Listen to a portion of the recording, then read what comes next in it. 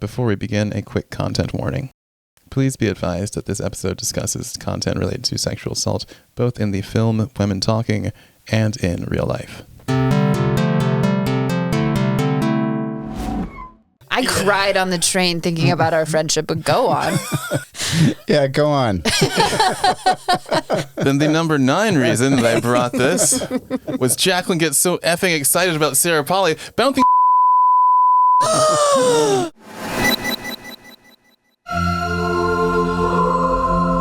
We were given 2 days to forgive the attackers before they returned.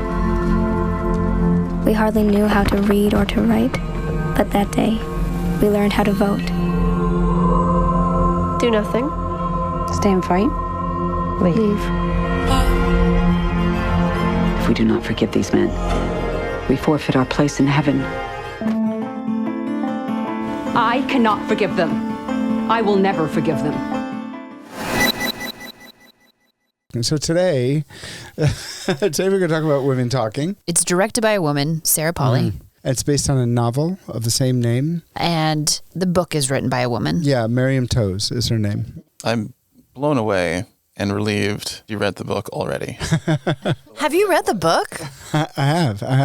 Yeah. The Brooklyn Public Library has a yearly book prize, both for fiction and nonfiction. And the first year I was on the committee, this book won. Oh, wow. So somebody at my book club took me aside in the kitchen and said, I know what the next film you need to direct is. I just read this book. You're in a book club? Oh, yeah. There are some writers. There's a historian, a judge, a publisher. Like, it's a really interesting group of women who are all older than I am, and I kind of lobbied to get into it for quite a few years before I was accepted. It was I just wore them down.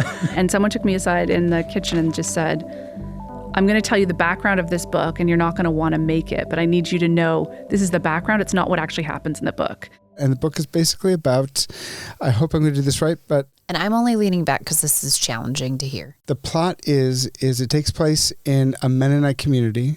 I don't know where. And the book and the movie are very similar in this. So it takes place in a Mennonite community where the women have been sprayed with horse tranquilizer and abused by the men in the community. The women who have been assaulted are women of various ages. 2 young women caught a man doing this. The men who have been accused of doing it are in jail.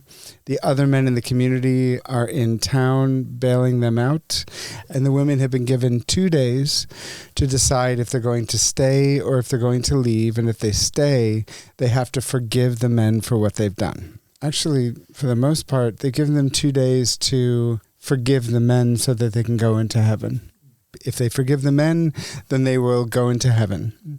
If they don't forgive the men, they won't. In the moment of the book, there's no men. And in the moment of the movie, there's no men. Oh, I see. So they can speak freely, making this decision. Yes. Interesting. Yes. But they're doing so in a barn. Got it. Interesting. After the vote, 3 families are chosen to represent the groups as a whole. There's the do nothing family, the stay and fight family, and the leave family. And those views are so in conflict with each other that it is verbal fight to the death. Yeah. And so the action of the movie is the women gathering in a barn and talking about whether or not they're going to stay and forgive the men, stay and fight the men to change the colony, or leave the colony. In the book, and this is one of the things I thought would be an interesting thing to talk about, the book is not narrated by one of the young women. The book is narrated by August, who is the only man who is present in this meeting to take notes. Wow. And it is a very different, the narration makes a big difference between the book and the movie. Oh, I bet. Which is why the choice of narrator is pretty interesting as well. Yes. That was the number 2 reason that I brought it to us, was that the first storytelling technique is the narration. And the mechanism of its narration is the same as your story, Jacqueline, about Robbie's work in progress story about Connor's birth, in that the narration from the start frames it in a way that we know that it's going to be okay by the end. Like, it will be okay by the end. Nice. That's important. Let your audience feel safe.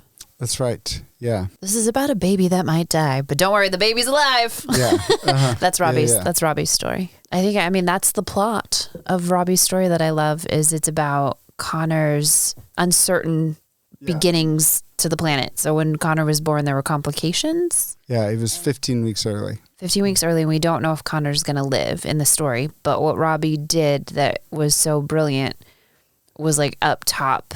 Was like, we didn't know then that at age 3, Connor would scream so much on a plane, like we'd think we'd never get to our destination. Like kind of like really lightheartedly was sort of like, we didn't know then, you know, that like all these things. And it was beautiful. So it's like, you know, that this kid makes it, and it becomes a story about Robbie and Emily. Yeah. Like the stakes are not, does the baby die? The stakes are like, holy cow, we went through this really hard thing together, and it's okay to enjoy it because I'm not sitting there like, just tell me if the baby's okay. Right. And that helps, I think. And as a comedian, I find that I really have to make sure that the audience knows it's okay to laugh at difficult things. And that's kind of even what I keep trying to bring into this. I'm like, I'm okay, guys. We might talk about heavy stuff about women talking and why I didn't watch it, but like, I'm okay. Right. Spoiler alert, I turn out all right. I heal. And I'm not just making a joke to disassociate. Yeah. So that I appreciate that the movie does that. That's a wise technique for such a heavy, hard thing. I feel like I still need to apologize, even though I don't. But it was just like, no, not at all. there was a lot of bits that connected with things that we do, and a lot of storytelling techniques that connect with things that I've heard from you. We don't have to make a case ever, I think, you know. But it is, I'm sorry that you brought something so gift wrapped for me, and I was like, oh, no. Triggered. So this was like a really late decision. I wrote the script with August as the narrator. I loved his voice. I loved Ben Wishaw's voice. And we went right through the shooting process with August as the narrator. And then, you know, the editing process was long, and there was a moment where we needed to do something really radical. We need to think about the narrator. What if I think the idea was like, maybe it's Ona talking to her unborn child. The narration is beautiful, but I need this to be through the voice of a woman who's been assaulted. To me, like the decision-making process around that and how we came to it was really emblematic of the process of the film, where it was like a lot of people building on each other. Yeah, but I'm curious, you brought this to us as a movie to watch, so I wondered why you brought it to us. I brought it to us for selfish, normal, internal reasons of... Cole wanted something more highbrow than Hobbs and Shaw. Freaky Friday. It's true. That's additionally true. It wasn't something I was going to say. I know, I got you. But the mechanics of the film storytelling all hit on things related to how we talk about stories and how you, Robbie, have taught storytelling. It relates to how I like to tell stories. It relates to how I hate stories being told. It relates to... I was hoping that it was going to allow me to tee you up, Jacqueline, for a ton of like personal storytelling techniques that we talk about all the time. Oh, we were going to make it about me. Oh, you should have told me that. Okay. He's the producer. Yeah. You can see that going. And I've also brought it with having verbally double checked with you, like, hey, can we talk about this? Are we kosher? But I did not do as No, deep you of a didn't. thing as I've No, you didn't do needed it. to. You didn't do anything wrong. May I counter?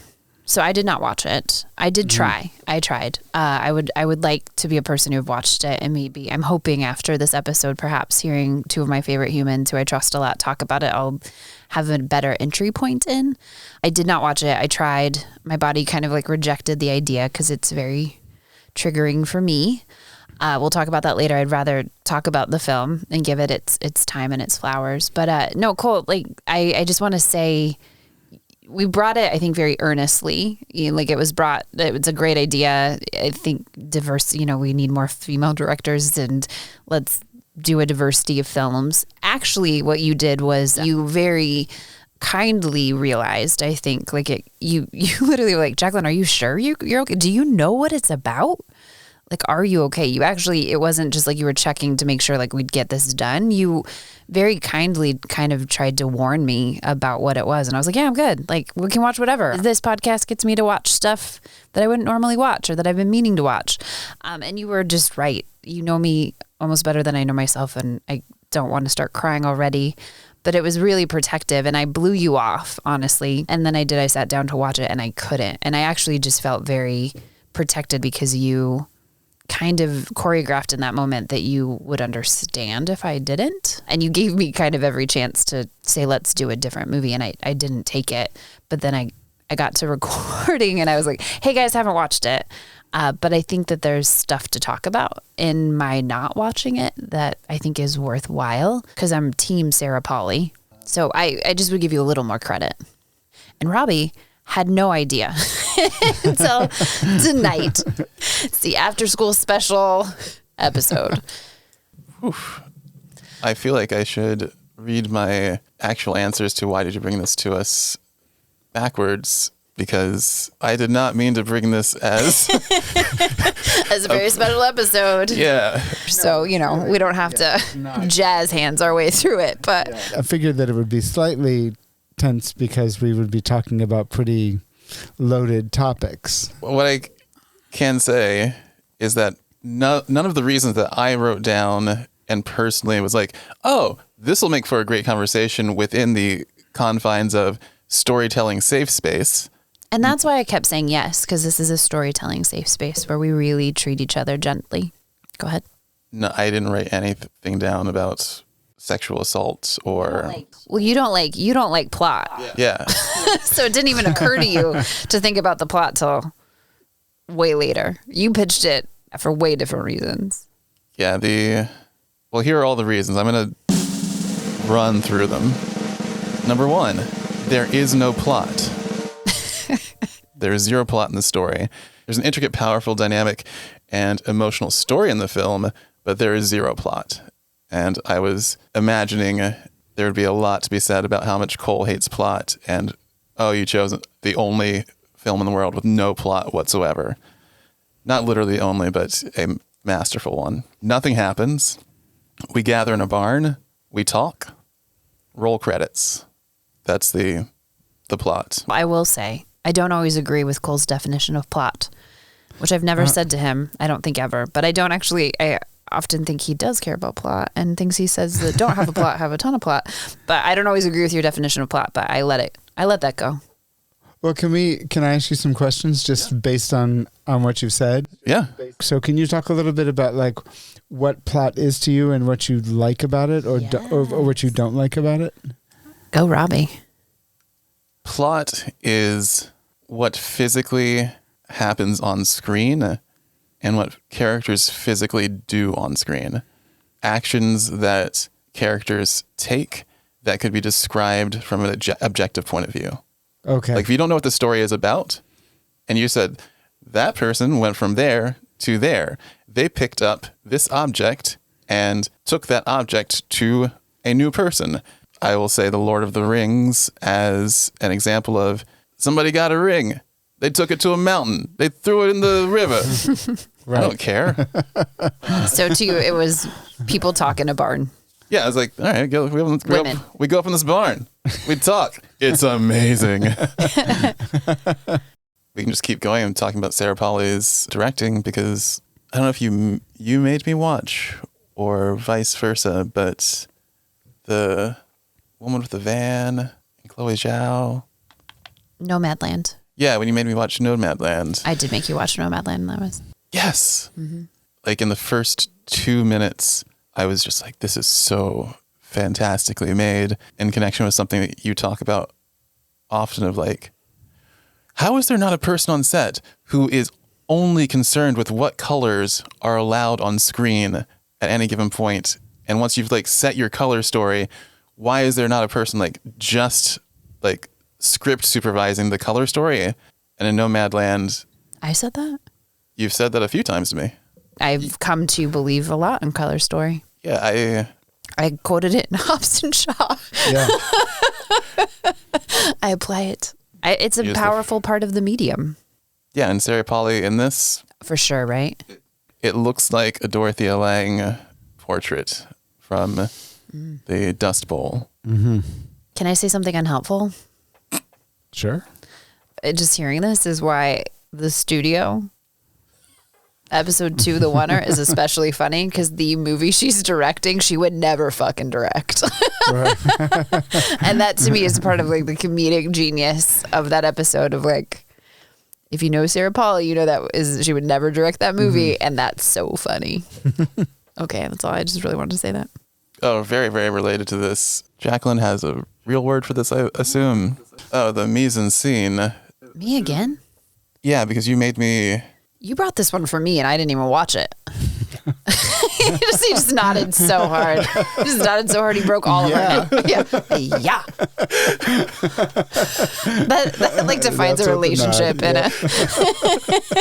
in a moment. When we were making the last 15 minutes together, which was like a huge financial outlay on probably not as much as I thought on your part because you were doing great then, but it felt like it to me. I have no memory of that cost. I actually thought I didn't spend any money on that. That's exciting. I miss being a person who had money. We got to the last day on set and the last shot being up and everyone finally wanting to be like, we need to go. This is over. And I was like, but the people in the scene aren't standing exactly on the mark and the camera isn't hitting the exact mark. And we don't have the depth of going from racking from one character in the back to one character in the front. And every effing time that we did it, it was so close. And Jacqueline was the one person who was like, no, we will stop everything until everything hits at least once. And then we'll do it again for safety because we've come so far. We're not going to not finish this out. Mm-hmm.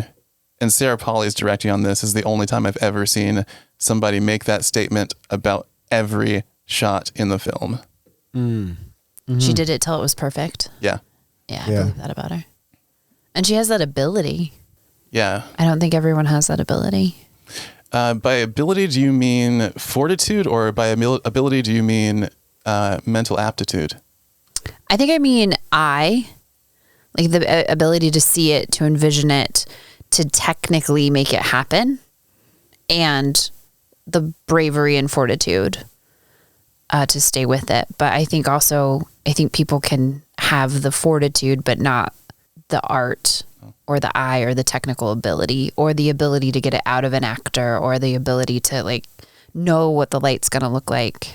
I think what got in your way that day is being an unknown director, because in knowing your work as well as I do, it's always worth it.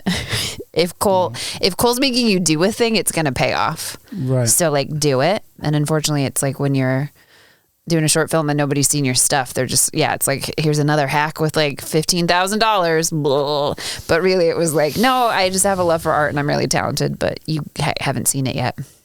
But I know that about Cole. Wow, that was so nice.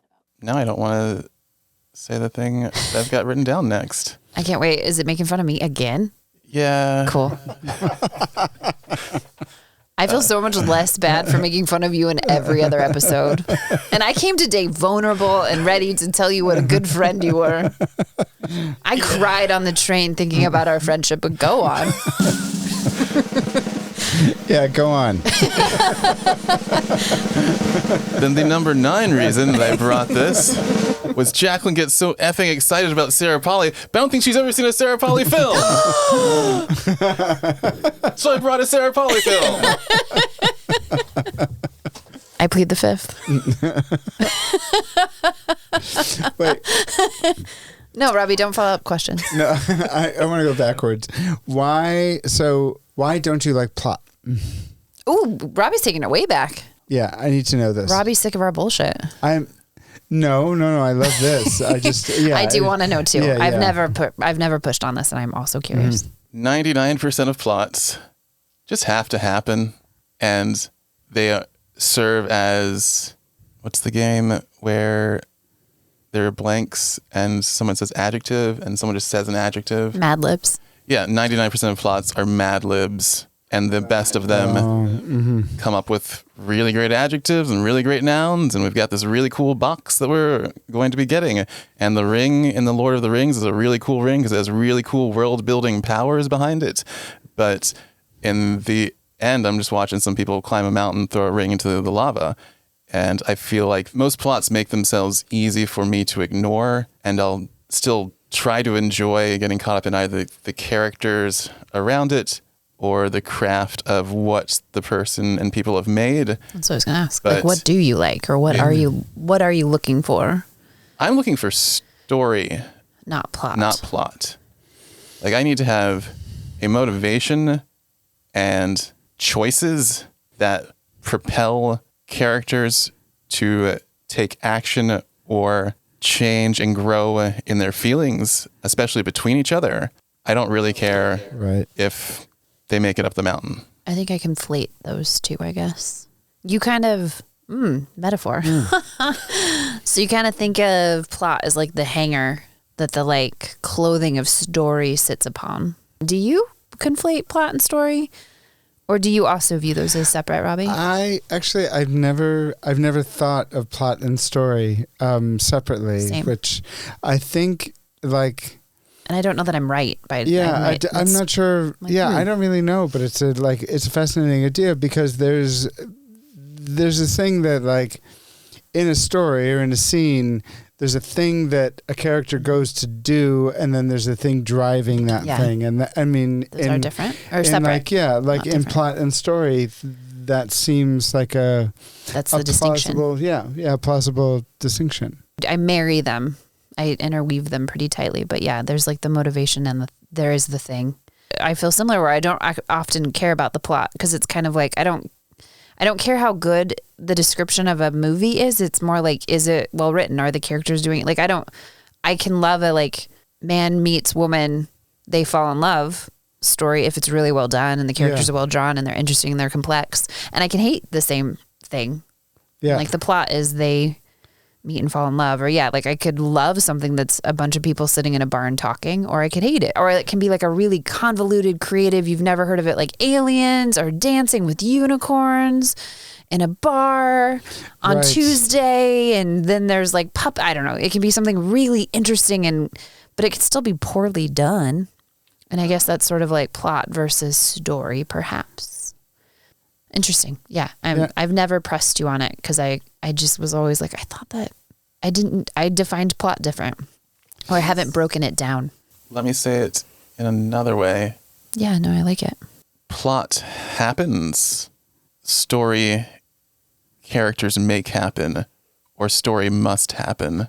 Like there is a motivating force from somewhere that drives us through the story. Mm-hmm. Yeah, that idea of motivations and desires versus thing that happens. Yeah. Because this to me does have a plot. It's just stretched out and so subtle. There's a like Freytag's pyramid where you start, you have that straight line, and then you hit the inciting incident, and then you go up a little bit, and then you get an obstacle and you climb over that obstacle, and then you go up a little bit and you climb it, and it's like a little mountaintop, and then the climax happens, and then what do they decide, or do they not decide? Does it end with them not deciding? Oh, you're supposed to tell you? Well, I guess we have to. Yeah. They decide to leave, and then they leave, and then there's this like new normal. But the way that you're describing it, though, like it's funny that it's very telling that you bring up Nomadland too, which is another movie I really like. Yeah. Same. Is most of the stuff happens at the beginning. Like we know what the background is. We know why they're getting together to talk. And so it's like everything has been like scrunched into the beginning, and then the rest is is sort of like slowly making its way up. And so instead of being like this, it's like, like it rises a little bit and then there's an obstacle, then it rises a little bit, like much more subtle or it's much less steep. Because I feel like everything that they do is getting them toward the place where they realize they have to leave. Yeah. It sounds like plot, and it's hearing Robbie describe it. It would have been interesting. I mean, I guess we did hear you describe it, which is people talking in a barn. Credits roll. No, it's right. I mean, he's actually right. I mean, that's what it is. Everyone's talking in a barn, and it is the eye rolls. It is the yelling. It is the turning back. It is the looking at the sunset. It is like a lot of things that get them to the point where they realize, but it's so unconventional. It's not, cool. It's not like an action movie. It's not Die Hard. It's like, well, that's what's sort of funny about. Yeah, it's nuanced and subtle. It's not Die Hard. It's not Hobbs and Shaw. But I don't. Do you wish it was Hobbs and Shaw? But I don't think you're wrong. Like in saying that, I don't think you're wrong. Like I think the story is so much more nuanced and subtle because the situation is so immense, and how you solve that problem requires so much more sophistication. Yeah. I want to stay and fight.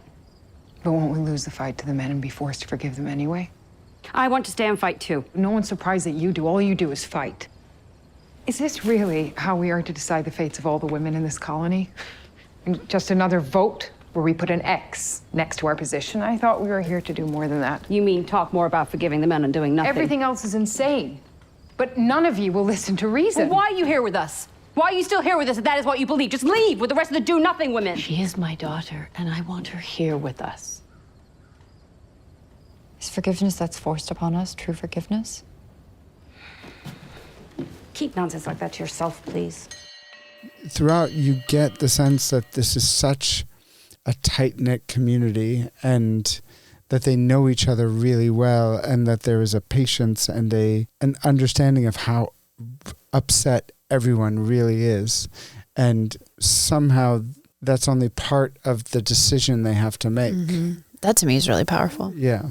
There's a way that you tell this story that centers the violence, and it does make it sort of Die Hard-ish, right? Like it could just be like some really like violent cuts, and like we see the axe, and it's interesting to see that perhaps it's handled with a lot of delicacy because the weight of the story is already so heavy that like it is not served by those things. Mm-hmm. So it is in the looks and the moments, and it's in a much softer, the way that it handles this heaviness is more delicate. Yeah. I shouldn't really speak because I haven't seen it, but I'm compelled by that because it makes me think that maybe I could handle it, because I really hate watching that kind of thing. I would like to come back to the plot that you're seeing with it being so implicit. Yeah, Robbie really described a plot to me. But also I want to jokingly respond about what you just said, Jacqueline, of part of why I felt okay presenting this as an option was that in my mind, after seeing it the first time 2 years ago, 2022, yeah. Yeah, in my mind, I was like, oh, and there's no violence on screen. Yeah. Mm-hmm. Which the joke of that is I didn't really trust myself until I watched it a second time to have that be true, because our mutual friends who have like a 14-year-old kid at the time, we were sitting around on their porch and they're like, hey, Cole, we're really looking for some historical drama, fun action series that we can all watch together as a family. As a family. I was their like, young daughter. Yeah, I was like, got just the thing. Yeah, Netflix's Marco Polo is really like, it's fun just for the whole family. Yeah, it's like this guy and he does some adventure things, and there's an adventure. There's no sex. Yeah, it's like there's barely any actual violence because it's all like swords way back when. Yeehaw! And then they watched it, and we started watching it together. First scene, episode 1, orgy. So I was like, oh no, is there a lot of violence in this? Not Oh goodness. But was I right that there's no violence on screen, or there's was no that violence on screen? There's the effects of violence. Yeah, Which is like there's a little blood, some bruising. Oh God. Okay. Yeah, the teeth. terrible? Yeah, absolutely terrible. And I Sometimes can't that's imagine. worse, right? I mean, like I think not worse, but it. I have no doubt it was extremely powerful and portrayed much. Mm-hmm. Yeah, so I don't know if that's actually helpful to be like, hey, there's no violence on screen. I don't know. I didn't watch it. My body wouldn't let me. Mm-hmm. Yeah, and Cole's looking really. Cole cares. Cole's a good friend. He's looking very sad. I'm okay. I didn't watch it. I'm like, I'm all right. I don't love putting myself back in that place. That is part of why, because I would sort of, my body would just sort of shut down and I'd get like a little migraine, and I just kept not doing it. And then the date for the podcast record came up and I hadn't done it, and kind of made a joke about it being like, oh, I'm so busy. I bought a car. But really I just kind of kept trying and like. Wait, you bought a car to avoid watching this movie? Wee! I will do anything. That is actually very impressive. And it's a great, I'm really that. happy. Yeah. My defense mechanism, because I don't drink anymore. So my defense mechanism, I just go to bed. And I kept just being like, you know what I should do? I should sleep. And I just kept avoiding it by going to sleep. Back to the plot. Yeah, back to the plot thing for you, Robbie. It seems like you saw plot being laid out in an even perhaps generational sense of systemic violence was enacted, supported, and now we're exploring at the moment of not it ending, but people evacuating or fleeing or leaving. The way that I had to watch it twice. It all passes so quickly. The whole movie or a certain scene? The whole movie. Got it. The whole movie. Because like, does not sound like a movie that passes quickly. I think the way that it played itself out for me as I was watching it was the first time it was just a debate, and then they decided they were going to leave, and then they left. Sounds like your plot. Yeah. And the second time was similar, except I saw like the different dynamics of the different generations and the different people who had been hurt in different ways began, like, I noticed how they clashed more, how they were so patient with one another to allow those kinds of things to happen. What struck me about the conversation was that they were sort of marching toward this inevitability, and they had to get through all the anger and all the frustration and all the what's going to happen to our children, who are we going to bring, I don't want to leave these kids behind. And you saw love between people even as they were being technically mean to each other. Yeah. Mm-hmm. Because what was very apparent more the second time was how much they loved and respected each other. And I don't know if you saw that, if you saw how their decision to leave played itself out. The thing that I'm seeing even more in retrospect is when you say it was inevitable that they were going to leave and they were driving towards that inevitability. That, I think, is why it's such a strong story for me. The motion feels inevitable. In hearing you say that, I think the inevitable leaving is probably something that I projected onto that, because I'm just like watching and going, how could you possibly think that you could stay and change the dynamic of this community? So I might have been projecting on like. I thought it was going to be that they all stayed, to be honest, but not because I would have wanted that. I would have felt the same, but it's not always an option to leave. Mm. But if you stayed, you would just be allowing the behavior. They would definitely not be changing. There's also, I think about this a lot because I believe it is very important to forgive.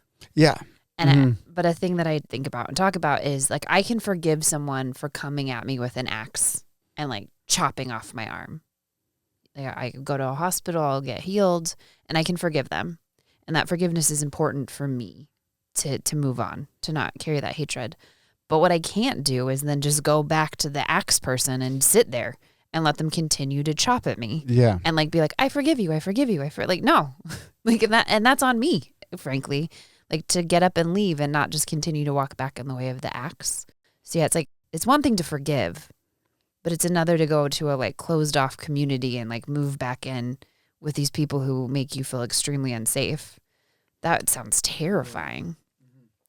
And forgiveness is such a big part of that community. Ooh, it's so scary. It's almost foundational to the way they believe. And I think there's one character named Ona who says something about not wanting forgiveness to be permission. Yeah, I think that's what I read. I'm going to get the quote because I saw that. Forgiveness can look like permission. Right. That's it. Mm-hmm. It sounds to me, I could forgive. I'm projecting myself onto this. It sounds like the men, though, aren't required to change their behavior. So there's forgiveness, but then there's also like, and now I'm just going to trap myself in a place where like these men don't have to change. I just forgave them. Yeah. Mm-hmm. It's like one thing to be like, I'm also going to trust that you're never going to do it again. But it sounds like nobody's asking them to do that. Right. That's crazy. Mm-hmm. They go through that logic throughout the conversation. Yeah. One of the families starts off with, they'll change. Whew. Like, two others, what the F? Yeah. I see. That's why I'm surprised they leave in this. Because you can't. It's like if you're putting your children first and they probably don't have any resources or skills to just sort of like walk into the, life outside of the colony and just get a job and literally can't read and write. Yeah. Mm-hmm. That's right. And that's illustrated very well at the beginning. Yeah, that's why August is there. He's taking notes of the proceedings and he's also posting them on the barn walls. Wow. So that there's a record left for it. Oh my gosh. Yeah. Can I ask a question of both of you, but especially you, Jacqueline, with this guy, August? How can you trust a man who returns to a colony of systemic violence? That's what I wondered. My question was, are we supposed to? Because it sounds like he was kind of like, ugh, my mom, I don't agree. Thank God she's dead. I could go back home where I'm comfortable. He isn't trusted by everybody, right? Like there's a couple of people who like really lash out at him. And I think the reason I wondered if that came up.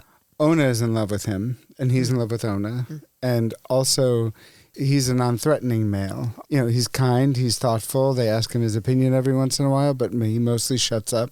It would take a man to say that there's such thing as a non-threatening man. The non-threatening ones are sometimes the scariest. I think they trust him because he's been away and he's come back. Wow. That would be why I would not trust him. Which is why the choice of narrator is pretty interesting as well. Yes. That was the number 2 reason that I brought it to us, was that the first storytelling technique in it is the narration. And the mechanism of its narration is the same as your story, Jacqueline, about Robbie's work in progress story about Connor's birth. This is about a baby that might die, but don't worry, the baby's alive. Yeah. Uh-huh. That's Robbie's. That's Robbie's story. The narration from the start frames it in a way that we know that it's going to be okay by the end. Like it will be okay by the end. Nice. That's important.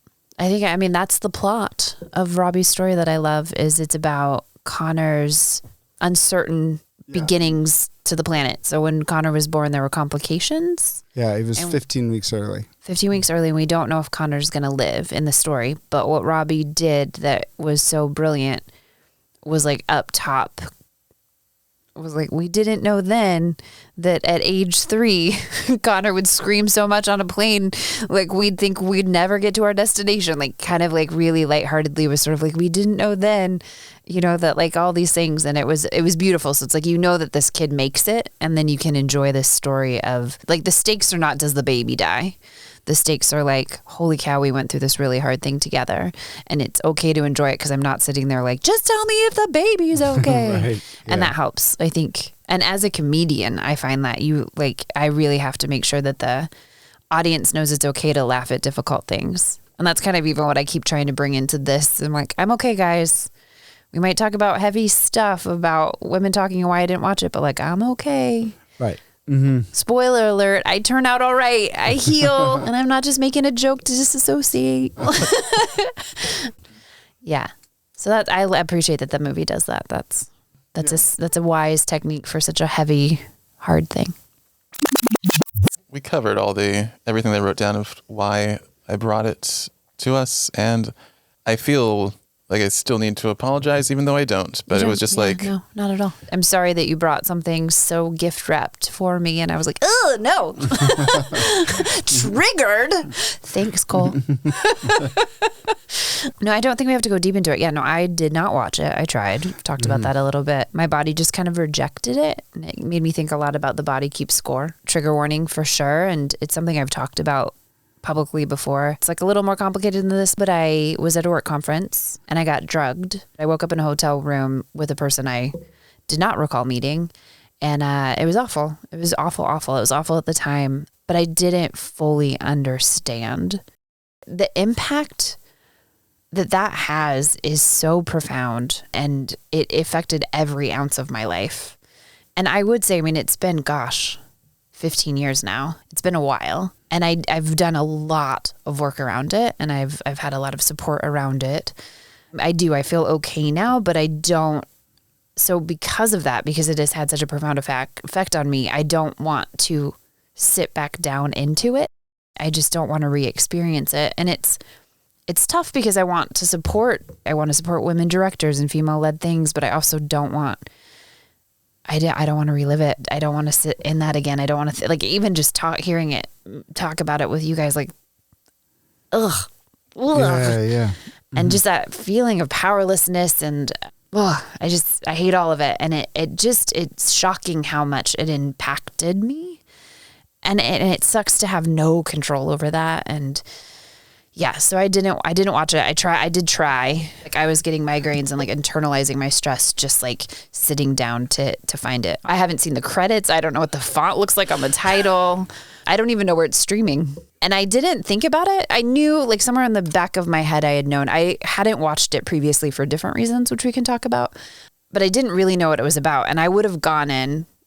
I'm actually grateful. So Cole, you had kind of like right before I was about to watch it, were like, are you sure you're going to be okay? And I was like, yeah, dude. Yeah, bro. Like, why wouldn't I? And you're like, well, cause, and so that was really caring. To me, that was so you, and so our friendship, and so love. Like, I just can't say enough good stuff about you. And you're pretentious as fuck. You're wonderful, and you're great, and you're also pretentious as fuck. And you are. He is. But so I Googled it, and I mean, I read the first sentences of the description, and I was like, blah! And then every time I'd sit down to like find out where it was streaming, I would just get sick to my stomach, and I'd start to get a headache. Like, I was internalizing the stress, like re-feeling what had happened. I had another thing to say, which was just I originally didn't watch this because Brad Pitt produced it. And I struggle with supporting him at this point because of the alleged, I think I need to legally say alleged, domestic violence that he caused on his then wife and children. I just don't want to support anything he does. And I don't love this sort of like way in which sometimes abusers attach themselves to like women-led projects to sort of look like heroes. And so I really just was like, absolutely not. I'm not watching this if he's producing it. I've since, in us talking about it, have given that a lot of thought, because it's also like Sarah Polley does not need to pay for the crimes of Brad Pitt. These women, it's a women-led film. I want more of those to exist. Everyone on that crew does not need to pay for the crimes of this singular man. I've had a real crisis of like, how do we best rebel? How do we use our voice? And like, what kind of impact does that have? Like, who's really hurt by these actions? Like, who needs to pay the price for the crimes of men? This film doesn't deserve to carry that weight. That's the it doesn't. It doesn't deserve to carry that weight. Ask Robbie one more loaded question then. Sure. The end result of the question is going to be, what have people in your life thought about it that you've talked with it about? And the rest of the lead up is that I personally think that people hate the story so much because it's such a damning illustration of how guilty a system of violence people can enact, and how guilty we can be just by living in the society that supports the system. Yeah. Yeah, it's hard. So when I bring it up, when people hate it, it feels like their reactions are defensive, as if they are being accused of the crimes in the film themselves. I imagine that's the work Sarah Polley was doing. Yeah. Imagine that's exactly what she's trying to do. Yeah, I don't. So I don't know anyone who's seen it. Emily and I watched it the first time through, and Emily likes Sarah Polley a lot. And when I told her I was watching it again, she's like, "You're going to watch that again?" It's not a fun-loving. No, it's not. As if, like, why you... The systemic part also requires a little bit of thought. Like, it's not a huge part unless you take some of their conversations and provide a broader context for it. I imagine it does press you to look at yourself and the ways you're complicit and the ways you're in systems. I mean, Sarah Polley's work is challenging. That's the deal. I could imagine getting defensive and not wanting to admit that that's the truth. So it's like, that movie sucks, you know? Yeah. It's easier than being like, I feel deeply uncomfortable with my place in a society that is broken and challenging to women. I think one of the reasons I don't use the word Mennonite also is I didn't want to give a secular audience permission to use the idea that this is happening in this already very misunderstood community. This could never happen here. Like, I want it to always feel closer than you think, because actually this is about all of us. The questions this raises about what we've allowed to have happen, the harm that we've enabled, systemic injustice, hierarchical power structures that allow terrible things to take place, and violence against women. And so I didn't want to give contemporary secular audience permission to say, actually, this is just something that happens in a cloistered, isolated religious community. I think the conditions can be more ripe for this kind of thing in a community like this, but we have these very difficult questions to face everywhere. Doesn't sound so far removed. It doesn't sound so... No, it sounds like society. Penn State University. Ugh, yeah. And it's just systems and the way that they imprison and who they reward and who they punish, and what does speaking up do? What do you get out of, right? So it's like, okay, I'm going to empower myself and take a stand and get out of here, but I've lost everything, and perhaps even getting into heaven. It's like, at what cost do you win? How can anyone ask this of anybody? Should we do favorite lines in Meisner? I'm just kidding. I read one. Out of context, I hope it's still as good. Yeah, out of principle, let's hear people's favorite lines. The one that I read, sometimes I think people laugh as hard as they'd like to cry. And then the other one I liked was, why does love, the absence of love, the end of love, the need for love, result in so much violence? So the forgiveness can look like permission.